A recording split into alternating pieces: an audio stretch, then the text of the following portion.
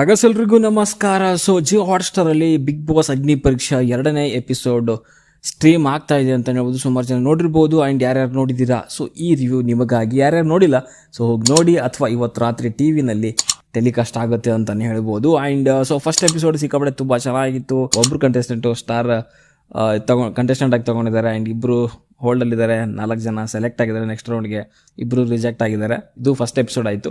And 2ನೇ ಎಪಿಸೋಡಲ್ಲಿ so ಇಲ್ಲಿ ಫಸ್ಟ್ ಕಂಟೆಸ್ಟೆಂಟ್ ಬಂದಿರೋವಂಥದ್ದು ಮಾಡೆಲ್ ಟು ಮಾನ್ಸ್ಟರ್ ಅಂತ. So helmet man, so helmet ಹಾಕೊಂಡು ಬಂದಿದ್ರಲ್ಲ, ಸೊ ಅವರು ಫಸ್ಟ್ ಕಂಟೆಸ್ಟೆಂಟ್ ಆಗಿ ಸೊ 2ನೇ ಎಪಿಸೋಡಲ್ಲಿ ಕಾಣಿಸ್ಕೊತಾರೆ. ಸ್ಟಾರ್ಟಿಂಗಲ್ಲಿ ಸ್ವಲ್ಪ ಅವರು ಹೆಲ್ಮೆಟ್ ತೆಗಿಲಿಕ್ಕೆ ಮುಂದೆ ಬರಲಿಲ್ಲ ಸ್ವಲ್ಪ. ಆಮೇಲೆ ಜಡ್ಜಸ್ಸು ವಿನಯ್, ಸಂಗೀತ ಅವರೆಲ್ಲ ಸ್ವಲ್ಪ ಅದನ್ನ ಫೋರ್ಸ್ ಮಾಡಿ, ಸೊ ನಿಮ್ಮ ಐಡೆಂಟಿಟಿ ನಮಗೆ ಬೇಕಾಗುತ್ತೆ, ಸೊ ನೀವು ಹೆಲ್ಮೆಟ್ ತೆಗೆದಿಲ್ಲ ಅಂತಂದರೆ ಸೊ ನಾವು ಜಡ್ಜ್ ಮಾಡಲಿಕ್ಕೆ ಆಗಲ್ಲ ಅನ್ನೋಂಥ ಕೆಲವೊಂದು ರೀಸನ್ ಹೇಳಿದ್ದಾದಮೇಲೆ ಸೊ ಅವರು ಕೊನೆಗೆ ಒಪ್ಕೊತಾರೆ. ಅದಾದಮೇಲೆ ಅಟ್ಲೀಸ್ಟ್ ಮಾಸ್ಕಲ್ಲಾದರೂ ಇಡಲಿಕ್ಕೆ ಬಿಡ್ತಾರೆ ಅಂತ ಅಂದ್ಕೊಂಡಿದ್ದಾರೆ ಅಂತ ಅನಿಸುತ್ತೆ. ಬಟ್ ಮಾಸ್ಕಲ್ಲೂ ಬಿಡಲಿಲ್ಲ. ಸೊ ಮಾಸ್ಕು ಕೂಡ ಅದನ್ನು ತೆಗೆಸ್ತಾರೆ. ಸೊ ಸುದೀಪ್ ಅವರು ಸ್ಟೇಜಲ್ಲೇ ಆ ಒಂದು ಹೆಲ್ಮೆಟ್ ತೆಗಿಬೇಕು ಅನ್ನೋದು ಅವ್ರು ಇತ್ತೇನೋ, ಬಟ್ ಇಲ್ಲ, ಅದಾಗಲಿಲ್ಲ, ಬಿಡಲಿಲ್ಲ. ಇಲ್ಲಿ ಹಂಗಾಗಲ್ಲ ಕೂಡ ನನ್ನ ಪ್ರಕಾರ. ಅವರು ಜಡ್ಜಸ್ ಕಡೆಯಿಂದ ನಾವು ಅವರ ಒಂದು ದೃಷ್ಟಿಕೋನ ನೋಡಿದಾಗ ಸೊ ಫೇಸ್ ರಿವೀಲ್ ಮಾಡಲೇಬೇಕಾಗತ್ತೆ. ಓಕೆ, ಸೊ ಅದನ್ನು ಕೊನೆಗೆ ಮಾಡ್ತಾರೆ. ಆ್ಯಂಡ್ ತುಂಬ ಚೆನ್ನಾಗೂ ಮಾತಾಡಿದ್ರು ಅಂತ ಅನಿಸುತ್ತೆ ನನಗೆಲ್ಲೋ. ಈ ಜಡ್ಜಸ್ ಅವ್ರನ್ನ ಸದ್ಯಕ್ಕೆ ಹೋಲ್ಡಲ್ಲಿ ಇಟ್ಟಿದ್ದಾರೆ, ಬಟ್ ಆದರೂ ಕೂಡ ನನಗನ್ಸಿದ್ದೇನಂತಂದರೆ ಅವರು ಹೆಲ್ಮೆಟ್ ತೆಗಿಲಿಕ್ಕೆ ಸ್ವಲ್ಪ ಅದೇನು ಡ್ರಾಮಾ ಆಯ್ತಲ್ಲ, ಸೊ ಅದೇ ಅವ್ರಿಗೆ ಒಂದು ರೀತಿಯಲ್ಲಿ ಬ್ಯಾಡ್ ಇಂಪ್ರೆಷನ್ ಕ್ರಿಯೇಟ್ ಆಯಿತು ಅಂತ ಅನಿಸುತ್ತೆ. ಸೊ ಹೆಲ್ಮೆಟ್ ತೆಗೆದಾದ್ಮೇಲೆ ಸೊ ಅವರು ಏನೇನು ಬಿಗ್ ಬಾಸ್ ಮನೆಗೆ ಹೋದರೆ ಏನೇನು ಮಾಡ್ತೀರಾ ಅನ್ನೋದ್ರ ಬಗ್ಗೆ ಕೆಲವೊಂದು ತುಂಬ ಚೆನ್ನಾಗಿ ಡೀಟೇಲ್ಸ್ ಹೇಳಿದ್ರು. ಬಟ್ ಅದೇ ಹೆಲ್ಮೆಟ್ದೇನೆ ಸ್ವಲ್ಪ ಇಂಪ್ರೆಷನ್ನೇ ರಾಂಗ್ ಇರೋದ್ರಿಂದ ಸೊ ಅವ್ರನ್ನ ಸದ್ಯಕ್ಕೆ ಹೋಲ್ಡಲ್ಲಿರೋ ಅಂಥ ಒಂದು ಪರಿಸ್ಥಿತಿ ಬಂತು ಅಂತಲೇ ಹೇಳ್ಬೋದು. ನೋಡೋಣ, ಗುರಿ ಓಕೆ. ಬಿಗ್ ಬಾಸ್ ಮನೆಗೆ ಹೋದ್ಮೇಲೆ ಏನು ಮಾಡ್ತೀನಿ ಅನ್ನೋದ್ರ ಬಗ್ಗೆ ಅವ್ರಿಗೆ ಕ್ಲಾರಿಟಿ ಇದೆ, ಸೊ ಅದು ಮಾತ್ರ ಸತ್ಯ ಅಂತಲೇ ಹೇಳ್ಬೋದು.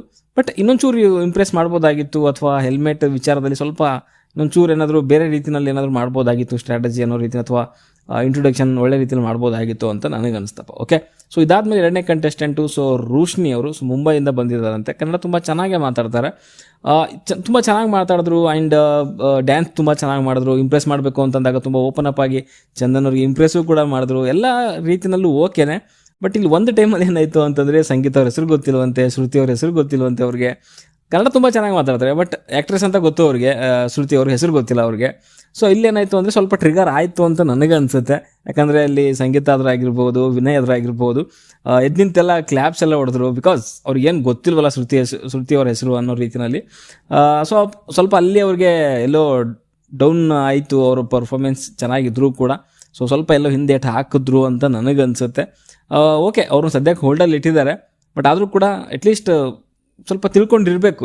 ಏನೇ ಆಗಲಿ ಕನ್ನಡ ಬಿಗ್ ಬಾಸ್ ಬಗ್ಗೆ, ಕನ್ನಡದ ಬಗ್ಗೆ, ಸ್ವಲ್ಪ ಆ್ಯಕ್ಟ್ರೆಸ್ ಅವ್ರ ಬಗ್ಗೆ ಸ್ವಲ್ಪ ತಿಳ್ಕೊಂಡಿದ್ರೆ ಬೆಟರ್ ಅಂತ ನನಗೆ ಅನಿಸುತ್ತೆ. ಇದಾದಮೇಲೆ 3ನೇ ಕಂಟೆಸ್ಟೆಂಟ್ ಬಂದು ಕುಮಾರಿ, 20 ವರ್ಷದ ಕುಮಾರಿ. ತುಂಬ ಚೆನ್ನಾಗಿ ಮಾತಾಡ್ತಾರೆ. ಓಕೆ, ಸೊ ಇವ್ರದ್ದು ಈ ಪರ್ಫಾರ್ಮೆನ್ಸ್ ಅಥವಾ ಒಂದು ಆಡಿಷನ್ ಮುಗಿಯೋಷ್ಟರಲ್ಲಿ ನನಗೆ ಅನಿಸಿರೋದೇನು ಅಂತಂದ್ರೆ, ಮತ್ತೆ ಅನಿಸಿರೋದು ಏನಂತಂದರೆ, ಸೊ ಬಿಗ್ ಬಾಸ್ ಮನೆಗೆ ಹೋಗಬೇಕು ಅಂದರೆ ಒಂದು ಏನಾದರೂ ಸ್ಪೆಷಲ್ ಆಗಿರೋವಂಥ ಟ್ಯಾಲೆಂಟ್ ನೀವು ಶೋಕೇಸ್ ಮಾಡಬೇಕು ಈ ಒಂದು ಆಡಿಷನಲ್ಲಿ. ಇಲ್ಲ ಅಂತಂದರೆ ಮಾತಲ್ಲೇ ಮರಳು ಮಾಡುವಂಥ ತಾಕತ್ತಿರಬೇಕು. ಅದು ಎರಡರಲ್ಲಿ ಒಂದಾದ್ರೂ ಇರಬೇಕು. ಅದರಲ್ಲಿ ಎರಡೂ ಇಲ್ಲ ಅಂತಂದರೆ ತುಂಬ ಕಷ್ಟ ಆಗುತ್ತೆ. ಕುಮಾರಿ ಅವರು ಸ್ಟಾರ್ಟಿಂಗಲ್ಲಿ ಅವ್ರು ಹೇಳಿದ್ರೆ ಅವ್ರ ಕಷ್ಟ ದಿನಗಳು, ತಂದೆ ತಾಯಿ ಅವ್ರ ಬಗ್ಗೆನೇ ಹೇಳಿದ್ರು ಬಿಟ್ರೆ ಸೊ ಅವ್ರದ್ದೇನು ಟ್ಯಾಲೆಂಟು ಅನ್ನೋದ್ರ ಬಗ್ಗೆ ಗೊತ್ತಾಗಲಿಲ್ಲ. ಬಟ್ ಹೋಗ್ತಾ ತುಂಬ ಒಂದು ಮುಗ್ಧತೆ ಅಥವಾ ಒಂದು ಫನ್ನಿ ಸೈಡು ಅವ್ರದ್ದು ಓಪನ್ ಅಪ್ ಆಗ್ತಾ ಹೋಯಿತು. ಸೊ ಅಲ್ಲಿ ಒಂದು ಡೈಲಾಗ್ಗಳು ಹೊಡೆಯುವಂಥದ್ದು, ಪ್ರಾಸವಾಗಿ ಒಂದು ಶಾಯರಿ ರೀತಿಯಲ್ಲಿ ಏನಾದರೂ ಒಂದು ಹೇಳುವಂಥದ್ದು, ಸೊ ಇದು ತುಂಬ ಅವರಿಗೆ ಜಡ್ಜಸ್ಗಳಿಗೆ ಇಷ್ಟ ಆಗ್ತಾ ಹೋಯಿತು. ಆ್ಯಂಡ್ ಕೌಂಟ್ರ್ ಕೊಡುವಂಥದ್ದು ನಿರಂಜನ್ ದೇಶಪಾಂಡೆ ಅವ್ರಿಗೆ. ಸೊ ಇದೆಲ್ಲ ಅಂದರೆ ಪ್ಲಸ್ ಆಗ್ತಾ ಹೋಗ್ತು. ಅವ್ರ ಏಜ್ಗೂ, ಅವ್ರು ಆಡೋ ರೀತಿನಲ್ಲೂ, ಸೊ ಎಲ್ಲ ಅವ್ರಿಗೆ ಪ್ಲಸ್ ಆಯಿತು ಅಂತಲೇ ಹೇಳ್ಬೋದು. ತುಂಬ ಚೆನ್ನಾಗೂ ಕೂಡ ಮಾತಾಡ್ತಾರೆ, ಪಟ ಅಂತ ಮಾತಾಡ್ತಾರೆ. ಒಪ್ಕೊಂಡ್ರು, ಅವ್ರು ಸೋಷಿಯಲ್ ಮೀಡಿಯಾದಲ್ಲಿ ಅಕೌಂಟ್ ಇದೆ ಅಂತ ಒಪ್ಕೊಂಡ್ರು, 79,000 ಫಾಲೋವರ್ಸ್ ಇದೆ ಅಂತ ಒಪ್ಕೊಂಡ್ರು. ಸೊ ಓಕೆ, ಬಿಗ್ ಬಾಸ್ಗೆ ಒಂದು ರೀತಿಯಲ್ಲಿ ಒಳ್ಳೆ ಕ್ಯಾರೆಕ್ಟರ್ ಅಂತಲೇ ಹೇಳ್ಬೋದು. ಸೆಲೆಕ್ಟ್ ಆಗಿದ್ದಾರೆ. ಸೆಲೆಕ್ಟ್ ಆಗೋದ್ರ ಜೊತೆಗೆ ಸ್ಟಾರ್ ಕಂಟೆಸ್ಟೆಂಟ್ ಆಗೋ ಕೂಡ ಆಯ್ಕೆ ಆಗಿದ್ದಾರೆ. ಅಂದರೆ ಸ್ಟಾರ್ ಕಂಟೆಸ್ಟೆಂಟ್ ಎಲ್ಲರೂ ಕೂಡ 4 ಜನ ಜಡ್ಜಸ್ಸು ಅವ್ರನ್ನ ಸೆಲೆಕ್ಟ್ ಮಾಡಿದ್ದಾರೆ. ಸೊ ಅವರು ಸ್ಟಾರ್ ಕಂಟೆಸ್ಟೆಂಟ್ ಆಗಿ ಆಯ್ಕೆ ಆಗಿದ್ದಾರೆ ಅಂತಲೇ ಹೇಳ್ಬೋದು. ತುಂಬ ಖುಷಿಯಾಗಿ ಕೂಡ ಇದ್ದರು. ಓಕೆ, ಇದಾದಮೇಲೆ ಬಂದಂಥದ್ದು ನಮ್ಮ ಅಮುಕು ಡುಮುಕು ಮಂಜಾ ಅವರು. ಸ್ಟಾರ್ಟಿಂಗಲ್ಲೇ ಅದೇ ಮಗೇನ್ ಹುಚ್ಚಾಟ ರೀತಿಯಲ್ಲಿ ಡ್ಯಾನ್ಸ್ ಮಾಡ್ಕೊಂಡು ಬಂದರು. ಅಲ್ಲೇ ಸಂಗೀತ ಅವ್ರಿಗೆ ಒಂದು ಸ್ವಲ್ಪ ಮೂಡ್ ಆಫ್ ಆಯಿತು ಅಂತ ಅನಿಸುತ್ತೆ. ಮೇ ಬಿ ಅವ್ರನ್ನ ಟ್ರಿಗರ್ ಮಾಡಬೇಕು ಅಂತ ಸಂಗೀತ ಅವ್ರು ಮುಂಚೆನೇ ತಲೆಯಲ್ಲಿ ಇತ್ತು ಅಂತ ಅನಿಸುತ್ತೆ. ಸೊ ಅದಕ್ಕೋಸ್ಕರನೇ ಅವರು ಸ್ಟಾರ್ಟಿಂಗಿಂದ ಸ್ವಲ್ಪ ಟ್ರಿಗರ್ ಮಾಡಲಿಕ್ಕೆ ಸ್ಟಾರ್ಟ್ ಮಾಡ್ತಾರೆ. ಅದಾದಮೇಲೆ ಅಲ್ಲಿ ನಿರಂಜನ್ ದೇಶಪಾಂಡೆ ಅವರು ಸಂಗೀತ ಸ್ಟಾರ್ಟಿಂಗಲ್ಲಿ ಹೇಳ್ತಾರೆ, ನೀವು ನನಗೆ ಇಷ್ಟ ಆಗಲಿಲ್ಲ ಅನ್ನೋ ರೀತಿಯಲ್ಲಿ. ಬಟ್ ಅಲ್ಲಿ ನಿರಂಜನ್ ದೇಶಪಾಂಡೆ ಅಗೇನ್ ಮತ್ತೊಂದು ಹೇಳುವಂತಂದರೆ, ಸಂಗೀತ ನಿಮಗೆ ಇಷ್ಟ ಅನ್ನೋ ರೀತಿಯಲ್ಲಿ ಹೇಳಬೇಕು ಅಂತಂದಾಗ ಇಂಪ್ರೆಸ್ ಮಾಡಿ ಅಂತಂದಾಗ ಅವ್ನು ಇಂಪ್ರೆಸ್ ಮಾಡಲಿಕ್ಕೆ ಹಿಂದೇಟ್ ಹಾಕ್ತಾನೆ. ಅದಕ್ಕಿಂತ ಮುಂಚೆ ಏನಾಗುತ್ತೆ ಅಂದರೆ ಅಲ್ಲಿ ಕೆಲವೊಂದು ಅವ್ನಿಗೆ ಟ್ರಿಗರ್ ಮಾಡ್ತಾರೆ. ಕೆಲವೊಂದರೆ ನೀವು ಹೊರಗಡೆ ಇರೋ ರೀತಿಯಲ್ಲಿ ಇಲ್ಲ, ನೀನೋ ಫೇಕ್ ಅನ್ನಿಸ್ತಾ ಇದೆ ಹಾಗೆ ಹೀಗೆ ಅಂತಂದಾಗ ಅವನು ಸ್ವಲ್ಪ ಸೈಲೆಂಟಾಗಿದ್ದ ಸ್ಟಾರ್ಟಿಂಗಲ್ಲಿ. ಇವ್ರು ಯಾವಾಗ ಈ ರೀತಿಯಲ್ಲಿ ಹೇಳ್ತಾರೆ, ಸೊ ಅವನೇನು ಮಾಡ್ದ, ಸ್ವಲ್ಪ ಹೊರಗಡೆ ಹೆಂಗಿರ್ತಾನಲ್ಲ, ನಾನು ಮಾಡಲ್ಲ, ನಾನಿರೋದೆ ಹೀಗೆ, ನಂದೇ ಹಾಗೆ ಅನ್ನೋ ರೀತಿಯಲ್ಲಿ ಅವ್ನು ಅಗೇನ್ ಸ್ಟಾರ್ಟ್ ಆದ. ಎಲ್ಲೋ ಅವ್ನು ಮೇ ಬಿ ಕನ್ಫ್ಯೂಸ್ ಆದಂತ ನನಗನ್ಸುತ್ತೆ. ಇವ್ರು ನೀವು ಫೇಕು ಅದಿದು ಅನ್ನೋಕ್ಕಿಂತ ಮುಂಚೆ ಅವ್ನು ಕರೆಕ್ಟಾಗೇ ಇದ್ದ. ಇವ್ರು ಯಾವಾಗ ಅದನ್ನು ಹೇಳಿದ್ರು ಹೊರಗಡೆ ಇದ್ದಂಗೆ ಇಲ್ಲ ಅಂತಂದಾಗ ಅವ್ನು ಅಗೇನ್ ಸ್ಟಾರ್ಟ್ ಮಾಡ್ಕೊಂಡು ಹೋದ. ಓಕೆ ನಾವು ಸ್ವಲ್ಪ ಆ್ಯಟಿಟ್ಯೂಡಲ್ಲಿ ಇರಬೇಕು ಅನ್ನೋ ರೀತಿಯಲ್ಲಿ ಅವನು ಸ್ಟಾರ್ಟ್ ಮಾಡ್ದ. ಸೊ ನಾನು ಮಾಡಲ್ಲ, ನಾನು ಯಾಕೆ ಮಾಡಬೇಕು, ನಾನು ಇರೋದೇ ಹಿಂಗೆ ಹಾಗೆ ಹೀಗೆ ಅಂತ ಸ್ವಲ್ಪ ಎಲ್ಲೋ ಓವರ್ ಅಂತ ಅನಿಸ್ತು ಕೂಡ ನನಗೂ. ಯಾಕಂದರೆ ಇವಾಗ ಬಿಗ್ ಬಾಸ್ ಶೋಗೆ ಹೋಗ್ತಾ ಇದ್ದೀನಿ ಅಂತಂದಾಗ ನಿಮ್ಮ ಪೇಷನ್ಸು ಕೂಡ ಟೆಸ್ಟ್ ಮಾಡೋ ರೀತಿಯಲ್ಲಿ ಇರುತ್ತೆ. ಅಲ್ಲಿ ಕೂತ್ಕೊಂಡಿರೋಂಥ 4 ಜನ ಜಡ್ಜಸ್ಸು ಏನು ಬೇಕಾದರೂ ಹೇಳ್ಬೋದು. ಓಕೆ, ನೀವು ಅದನ್ನು ಯಾವ ರೀತಿಯಲ್ಲಿ ತಗೊತೀರಾ, ಕಾಮಾಗಿ ಯಾವ ರೀತಿಯ ಸಿಚುವೇಶನ್ ಹ್ಯಾಂಡಲ್ ಮಾಡ್ತೀರಾ ಅನ್ನೋದು ಕೂಡ ಮುಖ್ಯ ಆಗುತ್ತೆ. ಅದು ಒಂದು ರೀತಿಯಲ್ಲಿ ಟೆಸ್ಟೇನೆ ಹಂಗೆ ನೋಡೋಕೆ ಹೋದರೆ. ಸೊ ಅದರಲ್ಲಿ ಸ್ವಲ್ಪ ಎಲ್ಲೋ ಅವರು ಹಿಂದೆ ಬಿದ್ದರು ಅಂತ ನನಗನ್ಸುತ್ತೆ, ಮುಕ್ಕು. ಸೊ ಅದಕ್ಕೋಸ್ಕರ ವಿನಯ್ ಅಲ್ಲಿ ಸ್ವಲ್ಪ ಮಾತಿನ ಚಕಮಕಿ ಆಯಿತು. ಮಾಡೋಕ್ಕಾಗಲ್ಲ ಅಂದರೆ ಹೋಗು ಹಾಗೆ ಅಂತೇಳಿ ವಿನಯ್ ಕಡೆಯಿಂದ ಸ್ವಲ್ಪ ಏನೋ ಆ ಪದ ಬಳಕೆ ಇನ್ನೊಂಚೂರು ಬೆಟರ್ ಆಗಿ ಸ್ಮೂತ್ ಆಗಿರ್ಬೋದಾಗಿತ್ತು ಅಂತ ನನಗೂ ಅನ್ನಿಸ್ತು. ಆ್ಯಂಡ್ ಈ ಕಡೆಯಿಂದ ಮುಕ್ಕು ಕೂಡ ಅಷ್ಟೇ ಸ್ವಲ್ಪ ಟ್ರೈ ಮಾಡ್ಬೋದಾಗಿತ್ತು. ಯಾಕಂದರೆ ಬಿಗ್ ಬಾಸ್ ಮನೆ ಒಳಗೆ ಹೋದ್ಮೇಲೆ ಒಂದು ಟಾಸ್ಕ್ ಕೊಟ್ಟರು ಬಿಗ್ ಬಾಸ್ ಅಂದರೆ ಮಾಡಲೇಬೇಕಾಗುತ್ತೆ. ಓಕೆ, ಸೊ ಮಾಡೋಕ್ಕಾಗಲ್ಲ ಅಂತ ಹೇಳಿಕ್ಕಾಗಲ್ಲ. ಸೊ ಅದನ್ನು ಮಂಜು ಕಡೆ ಅವ್ನ ಕಡೆಯಿಂದ ಕೂಡ ಸ್ವಲ್ಪ ಬೆಟರಾಗಿ ಇನ್ನೊಂಚೂರು ಅಪ್ರೋಚ್ ಆಗಬೇಕಾಗಿತ್ತು. ಆ್ಯಂಡ್ ವಿನಯ್ ಕಡೆಯಿಂದ ಕೂಡ ಇನ್ನೊಂಚೂರು ಬೆಟರಾಗಿ ಹ್ಯಾಂಡಲ್ ಮಾಡ್ಬೋದಾಗಿತ್ತು ಸಿಚುವೇಶನ್ ಅಂತ ನನಗನ್ಸುತ್ತೆ. ಆ್ಯಂಡ್ ನೆಕ್ಸ್ಟ್ ಬಂದಿರುವಂಥದ್ದು ಅನನ್ಯ ರಾವ್ ಅಂತ. ಸೊ ಇವರು ಸೆಗಣಿ ಇನ್ನು ಮುಖಕ್ಕೆ ಬಡ್ಕೊಂಡ್ರಲ್ಲ, ಸೊ ಅವರು ಸೊ ಡ್ಯಾನ್ಸ್ ಎಲ್ಲ ತುಂಬ ಚೆನ್ನಾಗಿ ಮಾಡ್ತಾರೆ, ಮಾತು ಆಡ್ತಾರೆ. ಬಟ್ ಬಿಗ್ ಬಾಸ್ಗೆ ಹೋಗೋವಂಥ ಕ್ಯಾಂಡಿಡೇಟ್ ಅಂತ ನನಗೇನು ಅನಿಸ್ಲಿಲ್ಲ. ಓಕೆ, ಸೊ ಇದಾದಮೇಲೆ ಬಂದಂಥದ್ದು 6ನೇ ಕಂಟೆಸ್ಟೆಂಟ್ ಸೊ ಧನುಷ್ ಅವರು. ಸೊ ಇವರು ಸ್ವಲ್ಪ ಇಂಪ್ರೆಸಿವ್ ಅಂತ ಅನ್ನಿಸ್ತು. ಅಂದರೆ ಅಗೇನ್ ಇವ್ರದ್ದು ಮೆಚುರಿಟಿ ಇದೆ ಆ್ಯಂಡ್ ಒಂದು ಸಾಧನೆ ಅನ್ನೋದು ಮಾಡಿದ್ದಾರೆ. ಗಿನ್ನಿಸ್ ರೆಕಾರ್ಡು ಮುಂಚೆನೇ ಹೇಳಿದ್ದೀನಿ, ಗಿನ್ನಿಸ್ ರೆಕಾರ್ಡ್ ಸರ್ಟಿಫಿಕೇಟು ಅಗೇನ್ ಹರಿದ್ರೂ ಕೂಡ, ಒರಿಜಿನಲ್ ಹರಿದ್ರೂ ಕೂಡ ಅವರಿಗೆ ಮತ್ತೊಂದು ತೊಗೊಳ್ಳೋವಂಥ ಅವಕಾಶ ಇದೆ.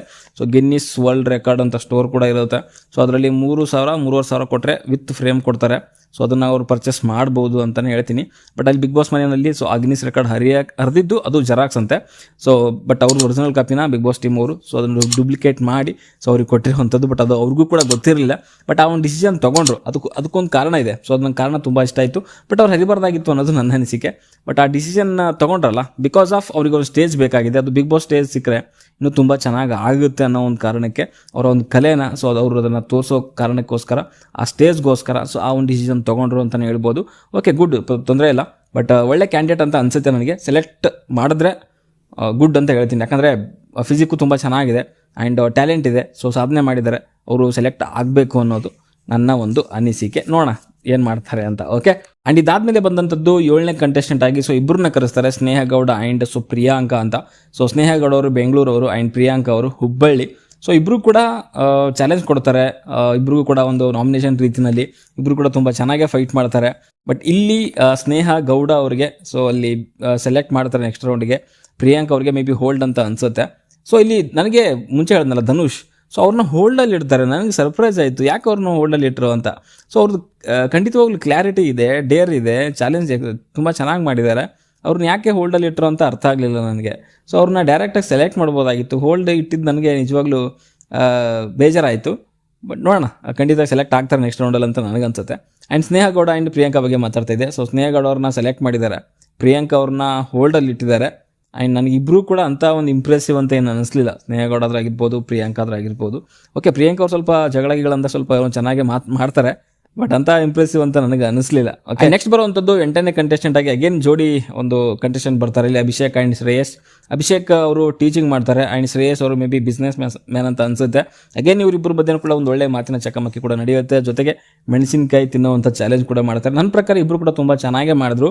ಶ್ರೇಯಸ್ ಅವ್ರಿಗೆ ಇದು ಕೊಟ್ಟಿದ್ದಾರೆ, ಅಂದರೆ ಸೆಲೆಕ್ಟ್ ಮಾಡಿದ್ದಾರೆ, ಗೊತ್ತಿಲ್ಲ, ಮೇ ಬಿ ಸ್ವಲ್ಪ ಯಂಗ್ ಏಜು ಅನ್ನೋ ಕಾರಣಕ್ಕೋಸ್ಕರ ಕೊಟ್ಟಿದ್ದಾರೆ, ಗೊತ್ತಿಲ್ಲ. ಅಭಿಷೇಕ್ ಕೂಡ ಅಷ್ಟೇ ತುಂಬ ಚೆನ್ನಾಗೇ ಮಾಡಿದ್ದಾರೆ.